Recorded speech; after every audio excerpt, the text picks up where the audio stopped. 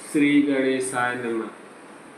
वक्रतुंड महाकाय कोटसूर्य संप्रभा निर्विघ्नं कुरु मे देव सर्वकार्येषु सर्वदा। सफल होना ही है सफलता के राज।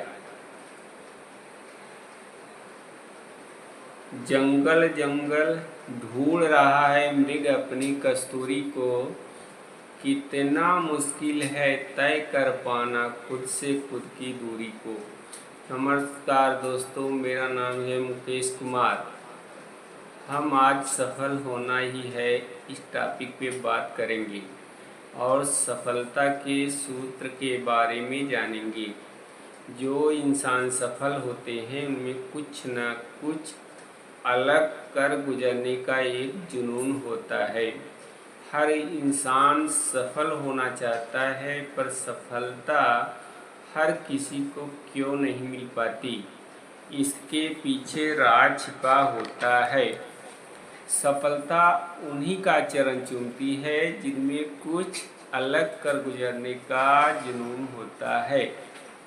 हम यहाँ आपको सफलता का जो मूल मंत्र है एक रियल कहानी के माध्यम से बताना चाहते हैं। यहाँ 2 पार्ट में हम सफलता के बारे में जानेंगे। आप लोग दोनों पार्ट को पूरा ध्यान से सुनना, समझना, आपको सफलता का मूल मंत्र क्या है पता चल जाएगा। तो दोस्तों शुरू करते हैं पहला पार्ट रियल कहानी के माध्यम से। हर इंसान सफल होना चाहता है, पर सफल होने के लिए हमें क्या करना चाहिए हम नहीं जानते। हम हर जगह सफल होने का राज खोजते हैं, नकल करने की कोशिश करते हैं, जो कि बिल्कुल गलत है।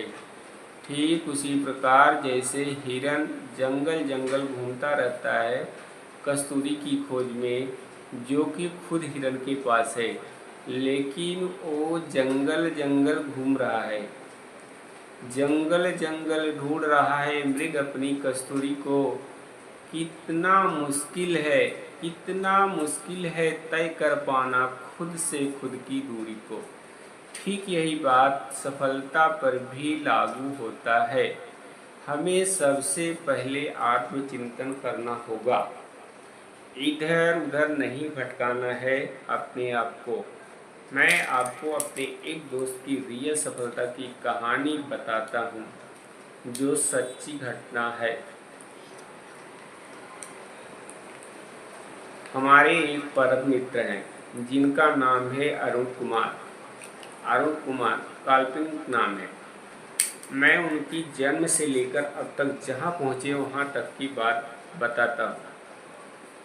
कहानी बताने का मेन उद्देश्य यह है कि कितने संघर्ष हो जिंदगी में, अगर आपका इरादा नेक और मजबूत हो तो सफलता आपके चरण चूमती है।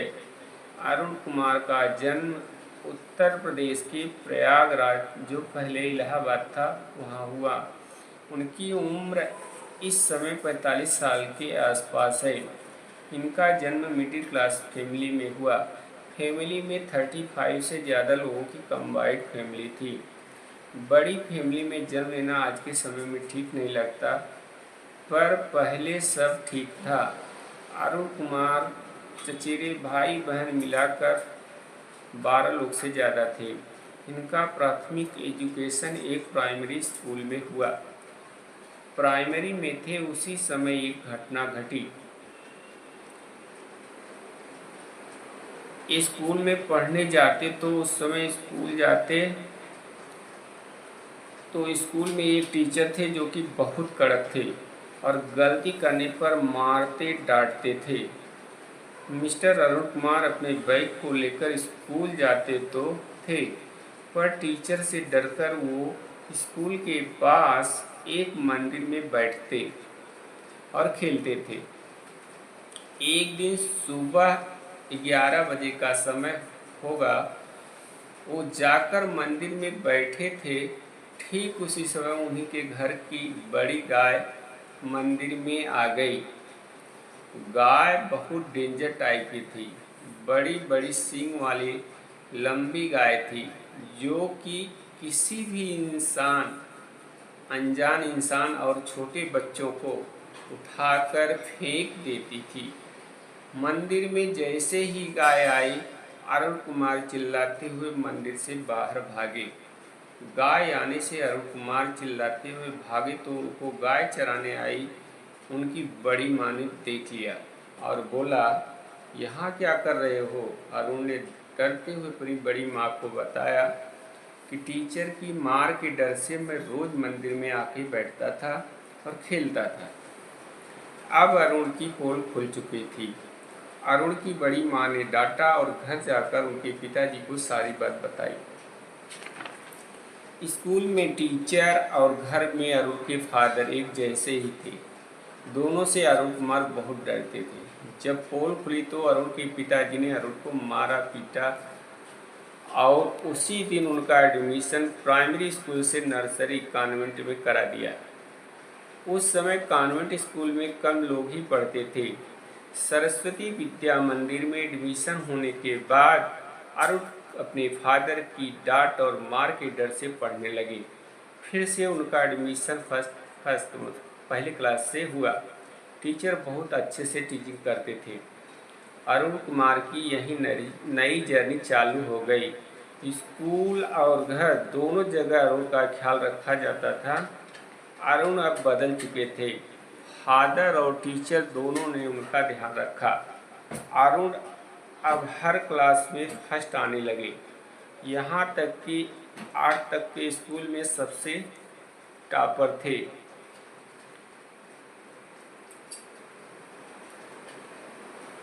मतलब उनका हर क्लास में पहला स्थान आता था। 8th के बाद अरुण कुमार का एडमिशन इंटर कॉलेज में हुआ। अरुण कुमार हर जगह पढ़ने में अच्छे थे। इनके फैमिली में प्रॉब्लम था। अरुण के जो फादर थे 3 भाई थे। अरुण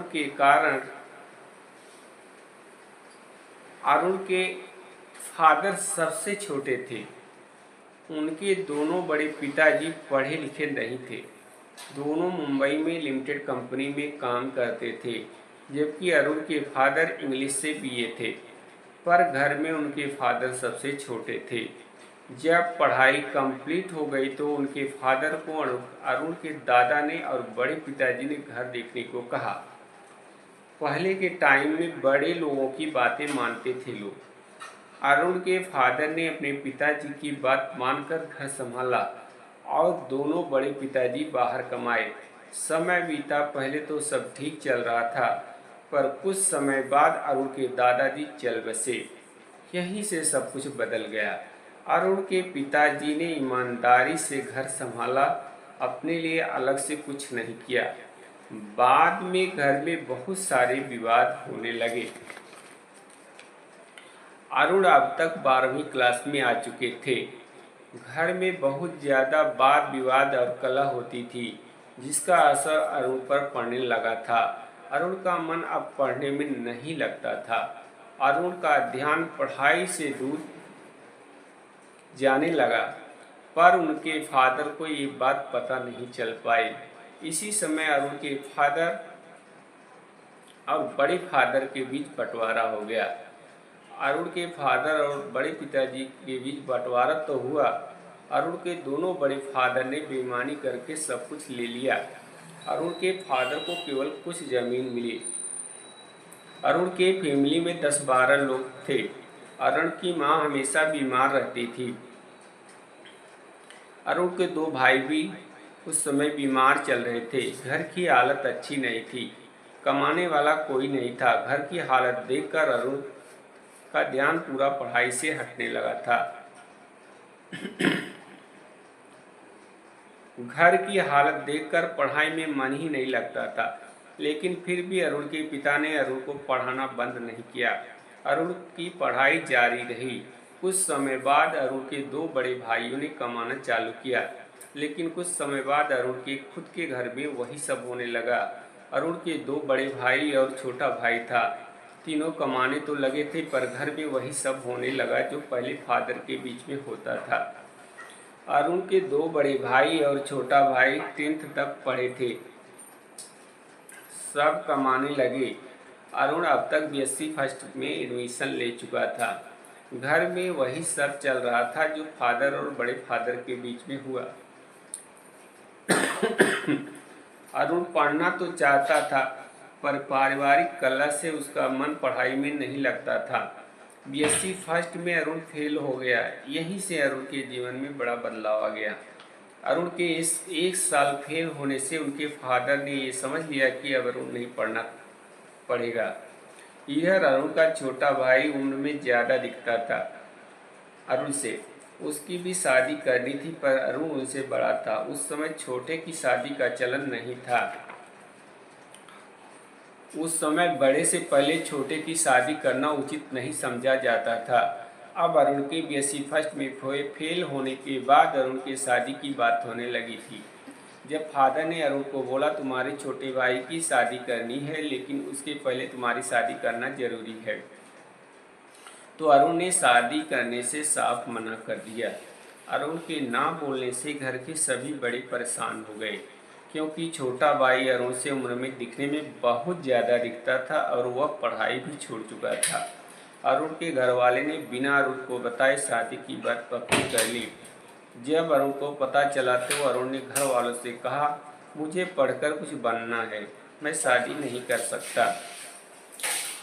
अरुण का अब तक जो परवरिश थी वो पारिवारिक कलह के बीच चल रही थी।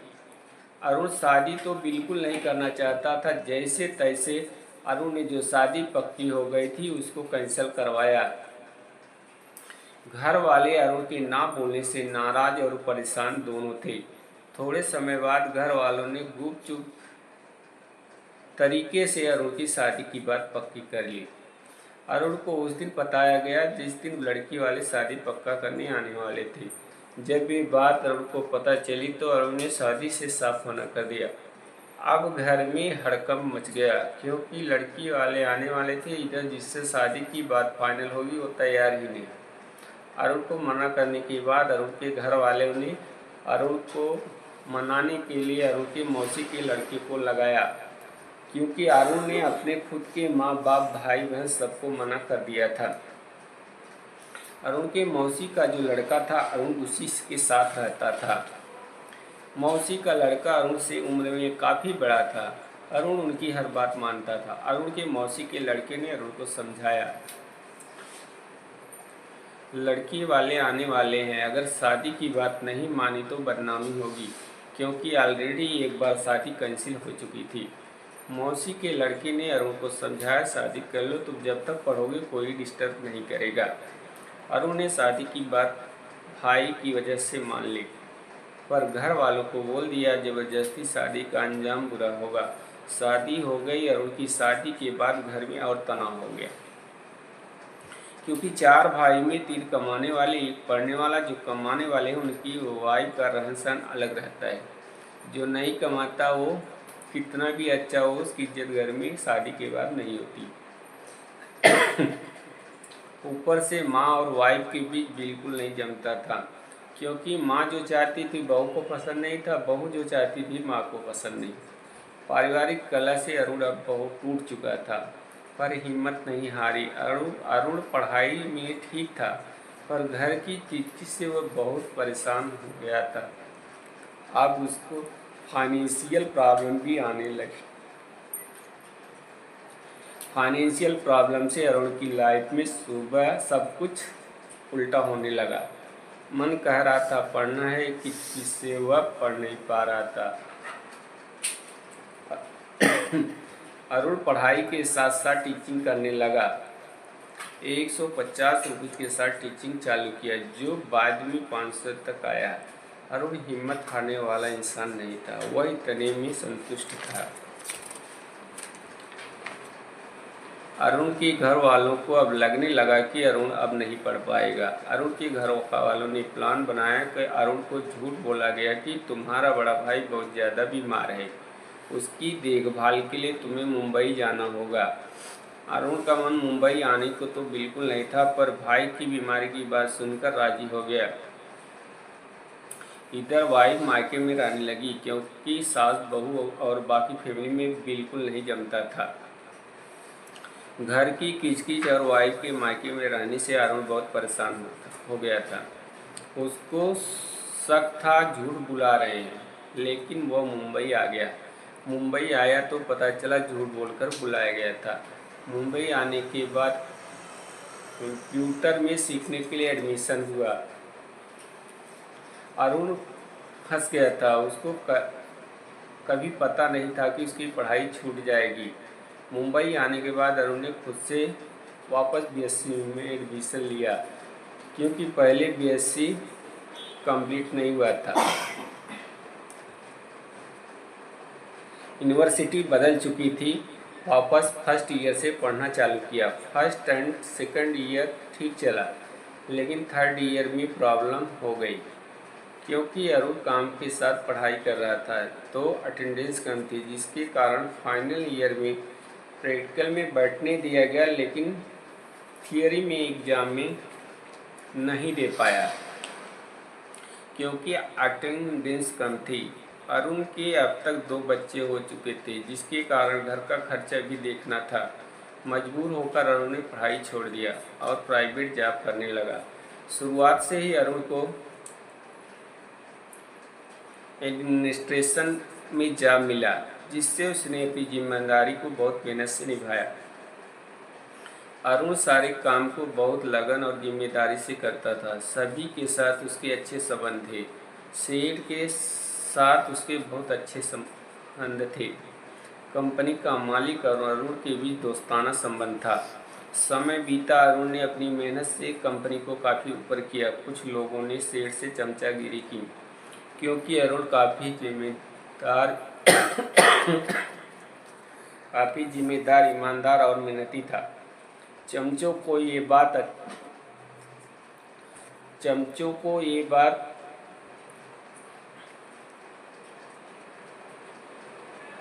अच्छी नहीं लगती थी। चमचों ने सेठ को भड़काया। वैसे तो सेठ और अरुण के बीच अच्छा संबंध था, पर थोड़े समय बाद अरुण ने खुद ही कंपनी को छोड़ दिया, जिसमें अरुण ने तन मन धन से कंपनी में काम किया था और उसकी लगन और मेहनत से कंपनी बहुत फार में चल रही थी। अब इसके बाद अरुण जहाँ भी गया जॉब आसानी से मिल जाता था। कुछ न कुछ प्रॉब्लम आती और अरुण हर जगह साल 2 साल पर जॉब चेंज कर देता था। ऐसे आगे सिलसिला चलता रहा। अरुण जिस फील्ड में काम करता था उसको बहुत अच्छा नॉलेज था, पर अरुण का नसीब कहें या क्या कहें, अरुण साल 2 साल से ज़्यादा किसी कंपनी में टिकता नहीं था। हद तो तब हो गई जब अरुण की जो लास्ट कंपनी थी वह उसके साथ धोखा किया गया। अरुण को पहले जॉब के लिए अपॉइंट किया गया और 2 मंथ के बाद बोला गया कि आपको इस फील्ड का कुछ पता नहीं है। अरुण को इस बात से बहुत धक्का लगा, क्योंकि अरुण बहुत ईमानदार, मेहनती और लगन से काम करने वाला आदमी था। साथ ही उस फील्ड का अब तक उसको 20 साल का अनुभव हो चुका था। अरुण को इस फील्ड का मास्टर माइंड माना जाता था। अरुण कभी भी निराश और हिम्मत नहीं हारता था। बुरे वक्त में तो वह और विवेक से काम लेता था। अरुण की लाइफ में यहीं से टर्निंग पॉइंट आया। अरुण ने फैसला किया कि वह जॉब सीकर नहीं, जॉब मेकर बनेगा। अरुण को जिस फील्ड में अनुभव था उसी फील्ड में कंपनी खोली। शुरू में प्रॉब्लम हुई, पर धीरे ही सही जिंदगी ने रफ्तार पकड़ ली। अरुण की ज़िंदगी में बहुत उतार चढ़ाव है, पर जिसकी नीयत अच्छी है, मन में विश्वास है, भगवान के प्रति सच्ची श्रद्धा है, कर्म में जान लगा कर काम करने वाला है, परेशानी कितना भी आए बिना थके बिना रुके चलते रहना, कामयाबी जरूर मिलेगी। दोस्तों, यह एक सच्ची कहानी है। मैंने ये कहानी इसलिए बताई कि इस कहानी से सीख ले सकते हैं। इस कहानी में हमें बहुत सीख और प्रेरणा मिलेगी। वह पथ क्या, पथि कुशलता क्या, जिस पथ पर विचरे सूल न हो। नाविक की धैर्य कुशलता क्या, जब धाराएं प्रतिकूल न हो। इस कहानी में आपने देखा कि अरुण कुमार को शुरू से परेशानियों का सामना करना पड़ा, जो लास्ट तक चलता, लेकिन अरुण ने हिम्मत नहीं हारी और अंत में सफलता मिली। इस कहानी को ज़्यादा से ज़्यादा शेयर कीजिए ताकि इससे बच्चे युवा सबको सीख मिले। जिनमें कुछ कर गुजरने की तमन्ना होती है, उनका साथ इस शक्ति को देना पड़ता है। हमें हर चीज़ सीख मिलती है। हमें क्या लेना है, क्या करना है, ये सीखना है, क्या करना है, और अंत में आपको सब मिल जाता है। इस अंक में बस इतना ही, फिर मिलेंगे अगले अंक में। नमस्कार दोस्तों, धन्यवाद।